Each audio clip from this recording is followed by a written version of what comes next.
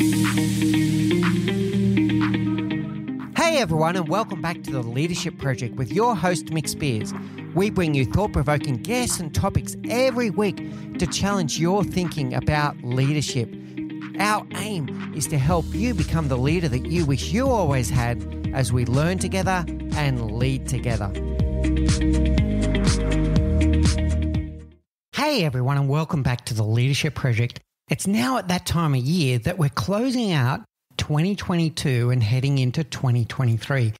At this time of year, as I did with season 1, we're now at the end of season 2. I like to go into a little bit of a year of in a review of all of the things that we've covered in the Leadership Project podcast in season 2 and what you can look forward to in season 3 for 2023. It's been another amazing year here at the Leadership Project podcast, and I want to thank you, our dear listeners, for your invaluable support, your encouragement. You're the reason why we do this. You're the reason why we get out there looking to challenge the status quo, to find these voices from all around the world that help us to stop, reflect, and rethink what it means to be a leader in a modern world. You all know that we're driven by this purpose, that we want to empower leaders with all of the knowledge and skills that they need to create amazing teams and amazing workspaces. We're driven by what we see as a leadership crisis in the world that appears in some respects to be getting worse. So we're at the stage now that only 1 in 5 people in the world truly love their job and like their boss. People are spending up to 1/3 of their lives in these workspaces that either don't inspire them or, worse still, completely stress them out. And that's why we get out of bed every morning to bring you great content, to challenge, to think about where we went wrong with leadership so that we can set a new direction and rethink about what it means to be a leader so that we can get that better engagement and so that people can fall in love with their jobs again. So today's episode is going to be some of the key lessons that we learned during season 2. You could call this the Blinkist of season 2, the précis, the shortened version, where you're going to get some of the key learnings that we took from season 2 all in this episode so that you can reflect on those as the year comes to a close and as we get into 2023. And then I'll finish with a little teaser as to some of the guests that we've got coming up in 2023 and what you've got in store for you there. So it all started back on episode 42 with Rusty Gaylard. Rusty is the ex-Apple executive in very high positions in the global finance team who had found himself at a crossroads in his career. And he is the host of a show called A Fork in the Road, which I was also lucky enough to be part of this year. And Rusty really got us to stop and think about how we define success. Are we letting external or extrinsic influences overly dictate whether we think that we are successful, or are we really getting proud of ourselves and looking inwards to define what success means to us? And it was a really great episode to kick off the year, to think about yourself, to think about the world, and to think about how you see yourself in the world. And that was a theme that came up in a few other episodes that I'll touch on as we go about our business today as well. Episode 50 was also a breakthrough moment for me, and that was Stephen Shedletzky. We've become dear friends as a result of the interview, but Shed shared with us what it takes to create a speak-up culture. We hear a lot about psychological safety in the world. We hear a lot of misinformation about things like radical candor. Radical candor, the work from Kim Scott, is wonderful work, but it can be misinterpreted as people taking that as a license to be a jerk in the office and then just say, oh, sorry, I thought we were just a place with high candor here. But it's not about that. It's about having an environment of high candor and low fear, but still based on respect. High candor and radical candor is all about establishing a speak up culture in your business where people feel very confident to be able to stick up their hand and share their opinion, to stick up their hand and ask for help if they need it, and to stick up their hand and to express their opinion because they know the benefits of doing so are greater than any fear that they might have of doing so. A key point is it's not about no fear. Fear is inevitable when you're having these challenging conversations in the organization, in the workplace, in front of your boss, all of these things. So it's not to establish no fear. It's to establish an environment where the benefits of speaking up are greater than the fear of doing so. And Shed really brought some amazing insights towards that.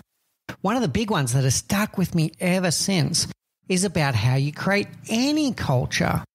And this was about you get the culture that you celebrate, you reward, and you tolerate. So celebrate and reward. If you are trying to establish a speak up culture in your organization, you need to celebrate and reward people every time they speak up. Even if you don't agree with the opinion that they've just shared and you think that there's some flaws in their logic or there's some issues with the thing that they're bringing up, the first thing you need to do is to celebrate and reward and say, thank you so much. So, for example, in our team here at the Leadership Project, let's say Gerald brings up a topic and he's really taken that confident step to share something that's on his mind. And like he's still learning, so there might be some things that weren't quite right.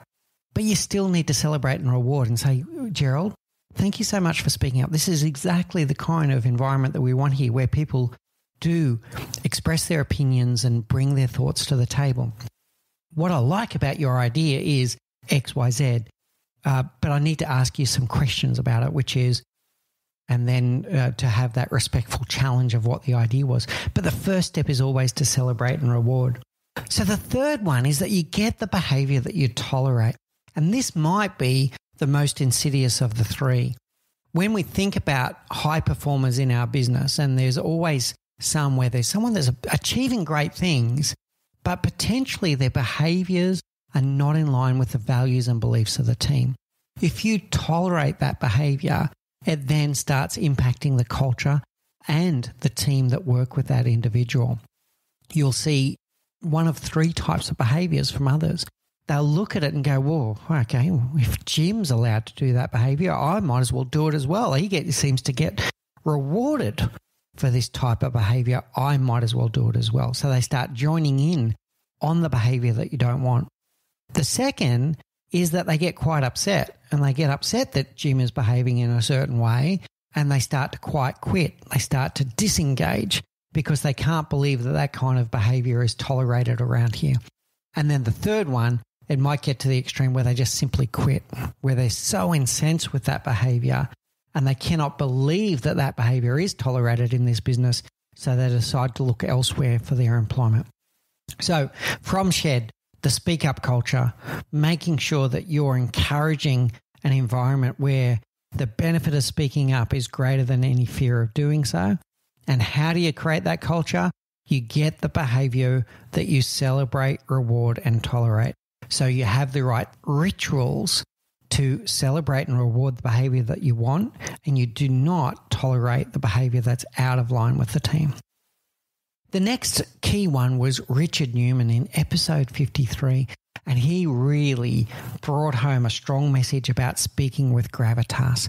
So his was about having presence as a leader, the ability to stand on stage and to command presence in front of a large audience so that everyone is hanging off every word that you say, where your message is getting through with crystal clear clarity.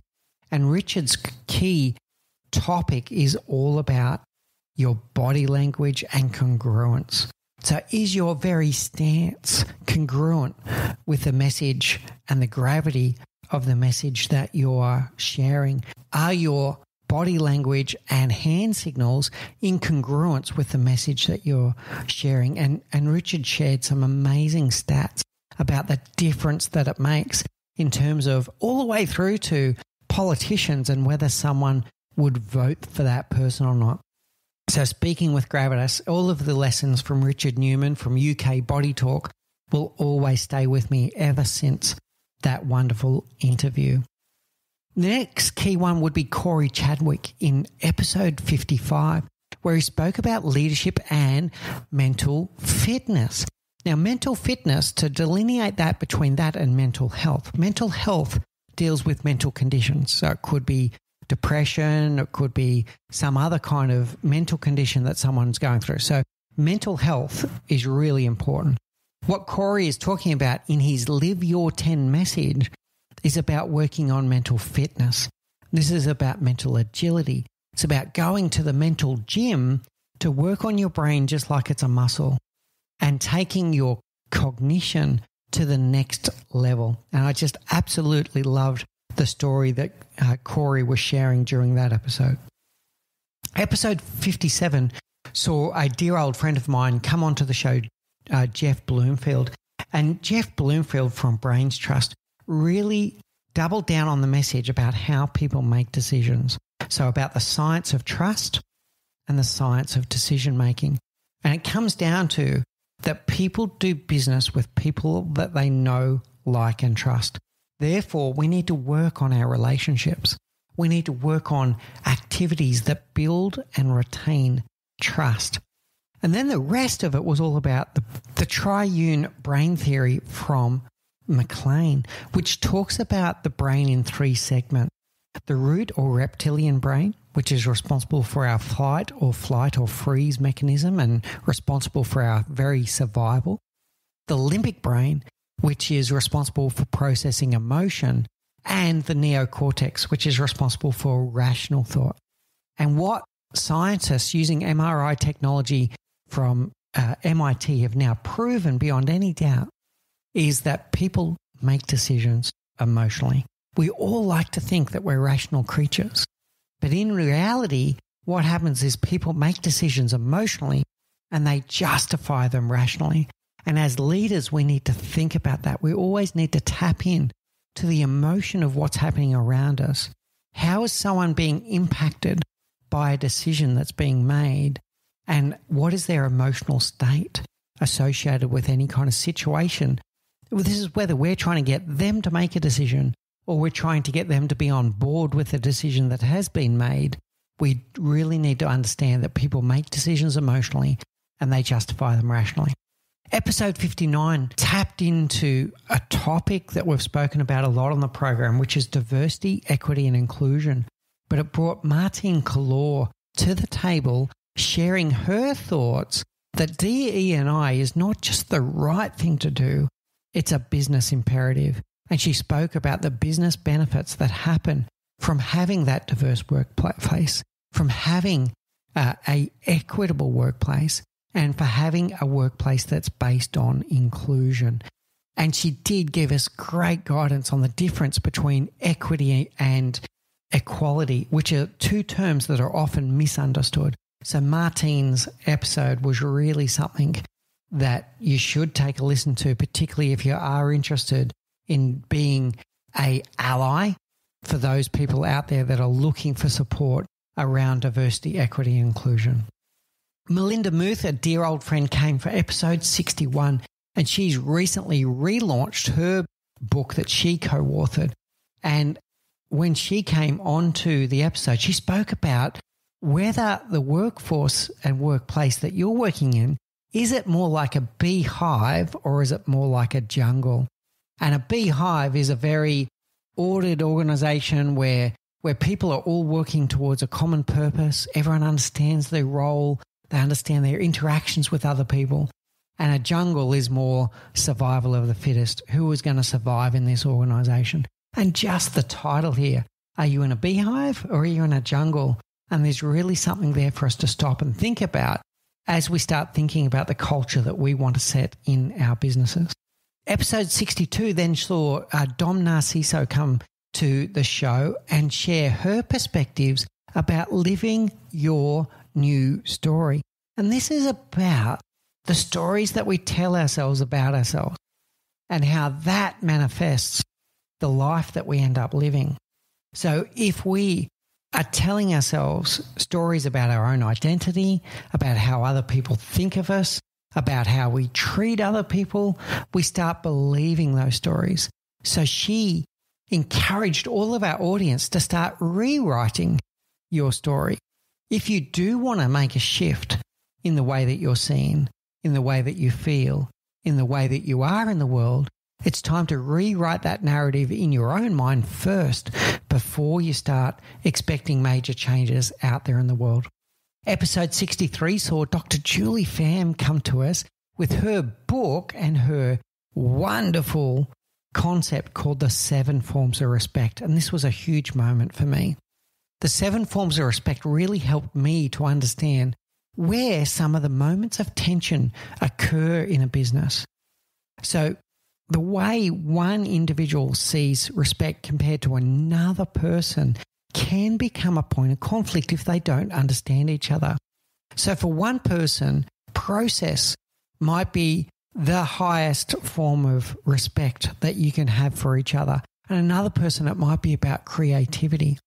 Another person might be about being on time. Another person, it might be something else. So getting to understand what each individual's high ideal of respect is then helps you to understand each other and avoid conflict in your organization. So I strongly recommend that you get a copy of Dr. Julie Pham's book, The 7 Forms of Respect, and to look up Julie and connect with her if you would like some help around this concept of understanding what each of your team members thinks of is the highest form of respect. Episode 65 saw us joined by ex-former professional basketball player Joel Green. And Joel encouraged us to build strength from struggle.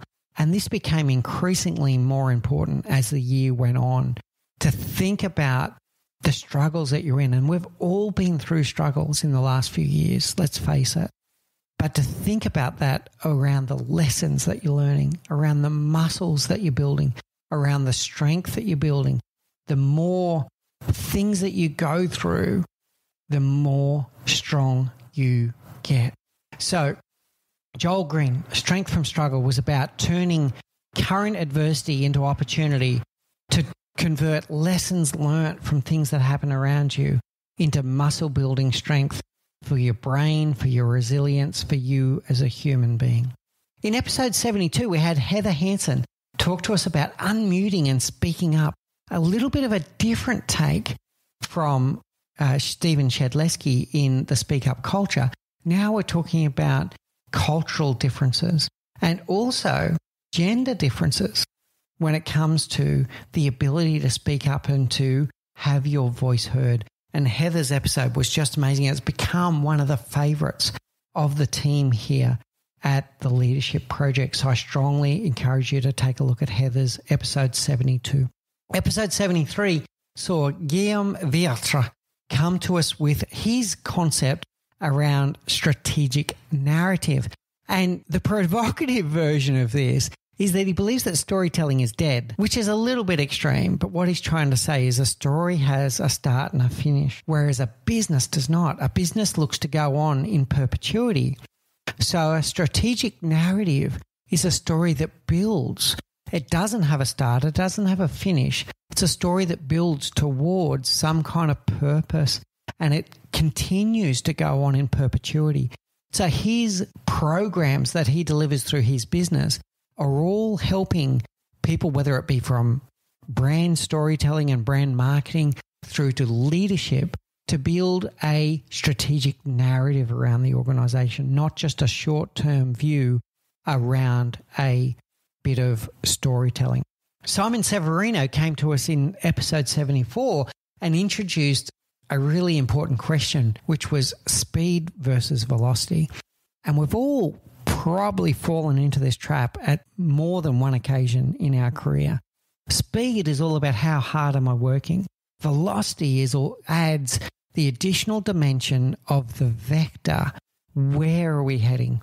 So Simon's challenge to us all was to work on velocity, not speed, to make sure that we're working on the things that are prolific needle movers in our business, that are focused on our purpose, that are heading in the direction that we want to do. It's not about working harder. It's about working smarter, and it's about working more congruently with the direction we're trying to take our team and take our business. Episode 71 was a real eye-opener for me. This was Joe Hart, and this was about leading with transparency. And what this was really about was a lot of authenticity and questions around congruence. Are you living a life that is congruent with your own values and beliefs? We've all heard stories, and some of us have experienced this ourselves, where someone wakes up one day and they've just lost their mojo. They now feel like nothing makes any sense, nothing has purpose, and they feel like they're just going through the motions. So Joe gave some wonderful guidance on how you can reconnect to your true self and then lead with transparency, openness, and vulnerability to share with people who you really are. And similar to what we started off with Rusty Gaylord, connecting our success and our value to our self-worth, not to what society expects of us, what cultural norms would expect of us. So Joe Hart, episode 79, if you're going to listen to any episode this year, I'm going to say it's that one. That was one of my favorites this year for sure. Episode 80 was a real challenge. It was Dr. Selena Fisk. I love this one. And this was about the balance between bias and data. So Selena Fisk is a data scientist, but she was here challenging, to some respect, her own profession and saying that when people look at data, they really look at it through a biased lens, and they start looking for things that confirm what they already believe. They look at the data looking to confirm a preconceived idea that they might have had. So what she starts talking about is data storytelling, or if you want to borrow Guillaume Viatre's term, data narrative. So instead of having data and mining it to look for the answer that you want to see, it's about telling a story that really builds on what is the data really telling us. This was a really interesting episode, and I do encourage you to have a look at that. Episode 83 saw my dear friends Alisa and Tony DiLorenzo come to the show. Tony and Alisa are the host, I should say, of the world's most popular marriage counseling and marriage podcast, that One Extraordinary Marriage. And they're also the co-authors of the book, The 6 Pillars of Intimacy. And we went quite deep into this, thinking about all of the leadership lessons that we can take from marriage and vice versa. So thinking about these 6 levels of intimacy and 6 different types of intimacy that people can have, and how does that show up in the workplace? What can we learn in the home front that we can take to work, and what can we learn from work that we can take home to build extraordinary relationships in our home life and at work? Episode 84 then saw Dr. Ivan Misnser, who's the founder and chief visionary officer of BNI. BNI is the world's largest referral networking organization, with chapters on every inhabited continent on this planet. Like I think it's 270 countries, something like that. It's just insane. More than 10,000 chapters and growing. And Dr. Ivan came to us to talk about the misconceptions around networking. So many of us fear networking. We hear the words networking event and we start to shudder straight away. Whereas Dr. Ivan really shared with us very openly about how networking got a bad name and how when it can be done correctly, can be really impactful for your career and can be impactful for your business. So he gave us the true sense of how to make networking work. And it's not about selling. It's about relationships. So coming back to people do business with people that they know, like, and trust. The only way that you build know, like, and trust is through relationship building around key concepts like seek first to be interested rather than interesting. So ask more questions, stay curious, and build a relationship with someone before even going close to asking for a hard sell. In fact, in networking, you're not really selling to those people. You're actually just educating them. You're trying to educate them about who you are, what you do, who you serve, what problem you help them solve, and why you do it. And by educating a network of people that understand you and your business, they can then go and be your best sales and marketing team or your best ambassadors, whatever you want to call it. So they may have no need for your service whatsoever, but there's a very good chance that they know someone that could use your service. So networking is not about selling. Networking is about relationship building. It's about education, and it's about supporting each other in business. So we had, I'm going to say 46 episodes in season 2, something like that, 47 perhaps. But these were the key highlights that I took away. And they're ones where the lessons have stuck with me ever since. And this is why we do the podcast in the first place. It is to challenge the status quo. It is to stop, reflect, and rethink about what it means to be a leader in a modern world. So every time I do a podcast interview, I feel like I come away richer from having that conversation with that person by staying curious and asking them all of those questions that I have the privilege of being able to do so. And I always feel like I walk away richer from having done so. So they're my highlights from season 2. Would love to hear what your highlights were. So please do reach out to us. If there's any particular episode that you loved, please do let us know, or any particular learnings that you've taken from the Leadership Project podcast, either season 1 or season 2. We would love to hear from you, and we'd love to hear what your takeaway was. Some other things for the Leadership Project this year. It was a gangbusters year, and I'm so proud of everything that my team achieved this year. Well, first of all, we have to say we had our first book launch. So You're a Leader Now What? My debut book was launched this year in May and managed to go as a number 1 bestseller in 6 different categories on Amazon, and I couldn't be more proud of that. We also had book launches both online and physically in the Philippines, where we had 250 people turn up to the book launch together with 16 different media agencies. The book is now available nationwide in the Philippines, and we're expecting next year in Australia to be able to achieve that in physical bookstores in Australia as well. No matter where you're listening to this program at the moment, you can purchase it on Amazon.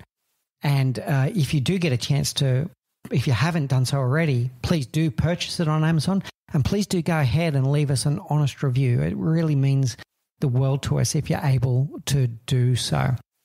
We also saw a big explosion in our YouTube channel this year, and the star of the show was my dear wife, Say. I have to tell you that our biggest rating videos, every single one of them, are the ones that Say was involved in. So I didn't take too much of a hit to my own kind of pride there or anything. I'm so proud of her that every time that she was in the videos, and she would often either interview me or we'd do some games together around leadership. The videos that we did with the amazing Say Spears, our general manager, it was, she's just a superstar. She lights up the camera with her beautiful beaming smile, but it's also her attitude and everything that she brings to the table with our YouTube videos. If you haven't yet subscribed to our YouTube channel, please do so. By all means, go and look at all of those videos that Say is in. They're hilarious as well as educational. And I'm sure that you'll get some benefit out of being a subscriber to our YouTube channel going forward as we continue to bring you more great content every week. We also continue to do our live streams.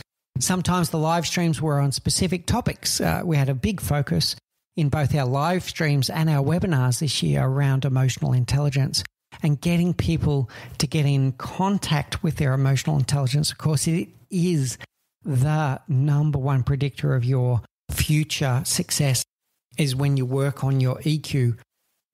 Good news is that EQ is a muscle that can be trained. So we spent a lot of time talking about emotional intelligence and debunking some of the myths about what it means and making it a bit clearer about what it takes to be an emotionally intelligent leader. So we did live streams, we did webinars. Say, again, was highly present in the live streams this year as well. And that was a great success. Good news, we're going to bring more and more of those to you next year. We may even in 2023 maybe do one live stream per week if we're able to do so. On the business side, we also had business partnerships that blossomed with negotiation partners. Matt Lohmeyer, my dear friend, he was also a guest on the show. I'm going to say it was episode 14 in season 1 off the top of my head.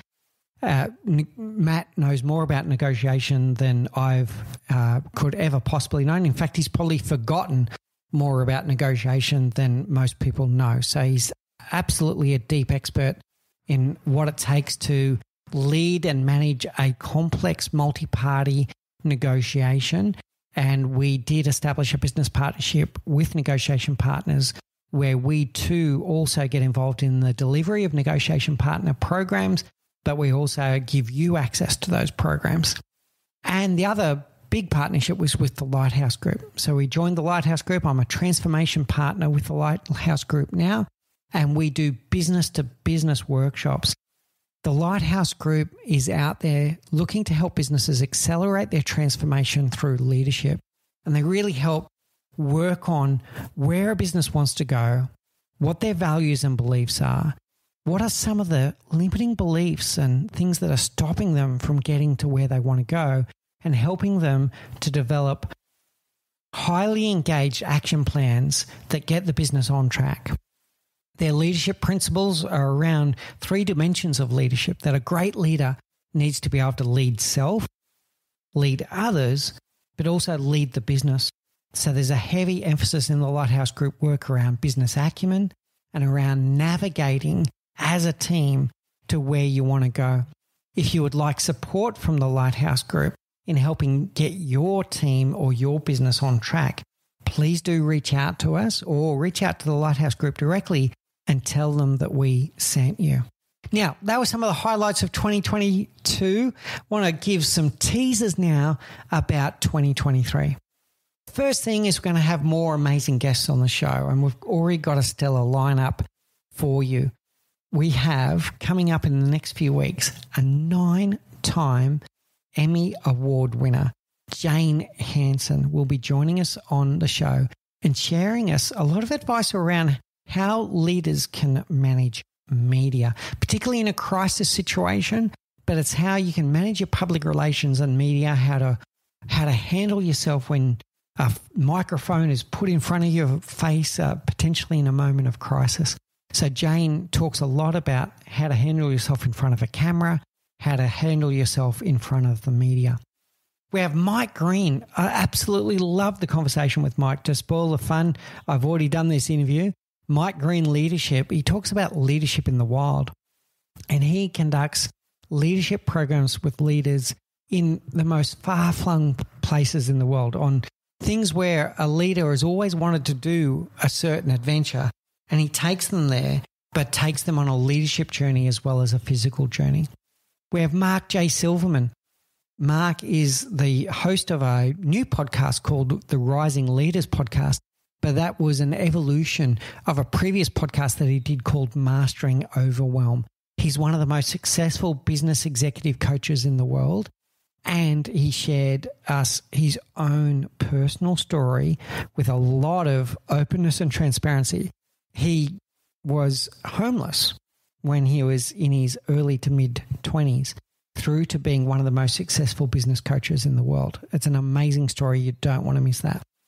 We'll have Brett Larson coming back as our second return guest. So we had Ariel O'Farrell has been on the show twice. Brett is going to be our second that is going to be on the show for a second time, and that's because he has a book that is being launched in a few weeks' time, in fact, and we want to support Brett with announcing that launch of the book and getting you ready for it. So you don't want to miss out on Brett's interview as well. We're also going to have more live streams. So as mentioned before, we might even go one live stream per week the way we're going. We really enjoy them and we know that you do as well. So a topic per week where we're going to come to you live on LinkedIn and share with you some key thoughts around leadership. It won't always be an hour long. Sometimes it'll be a lot shorter, but we do look forward to bringing those live streams to you, and we look forward to having you join and give us your questions as we're online, and we can answer questions while we're doing the live streams. We're going to be supporting other great leadership businesses. So you probably can tell that we're proud here at the Leadership Project around our social media and digital marketing.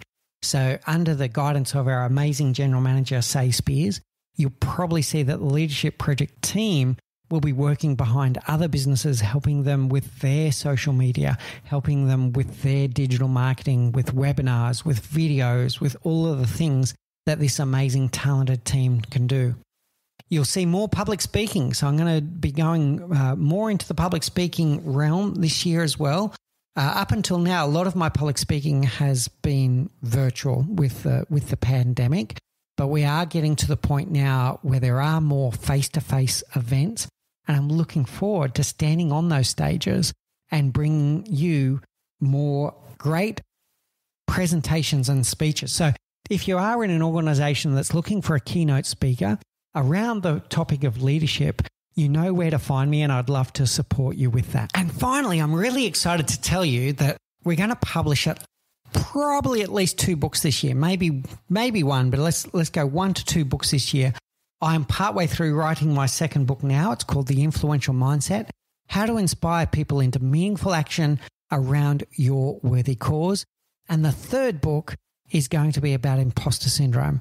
One of the things that we've found on the Leadership Project is just how prevalent imposter syndrome is. So I'm excited to bring you that book that breaks imposter syndrome down, explores whether imposter syndrome is getting worse in the age of social media, and gives you some practical tips on how you can kick your limiting beliefs to the curb and step into the light of who you can really be. So very excited to bring you those 2 books this year as well. So that's it now for today's episode. I want to say a sincere thank you to you, our dear audience, for all of your support throughout Season 2. We're very excited to bring you Season 3. And of course, I'd love to right now thank my incredible team at the Leadership Project: Rika Vidanes, Faris Sadek, Joanne Goes On, Gerald Calabo, and the amazing Say Spears, who's not only my beautiful wife, but also our general manager. I could not do this show without their support. I could not do everything that we do in terms of content delivery on different digital platforms, whether it be YouTube, LinkedIn, or Facebook, without their amazing support. So thank you. We look forward to bringing you a wonderful Season 3, and thanks again for your ongoing support. Thank you for listening to The Leadership Project at mixbeers.com. A huge call out to Faris Sadek for his video editing of all of our video content, and to all of the team at TLP. Joanne Goes On, Gerald Calabo, and my amazing wife, Say Spears. I could not do this show without you. Don't forget to subscribe to the Leadership Project YouTube channel, where we bring you interesting videos each and every week. And you can follow us on social, particularly on LinkedIn, Facebook, and Instagram. Now, in the meantime, please do take care, look out for each other, and join us on this journey as we learn together and lead together.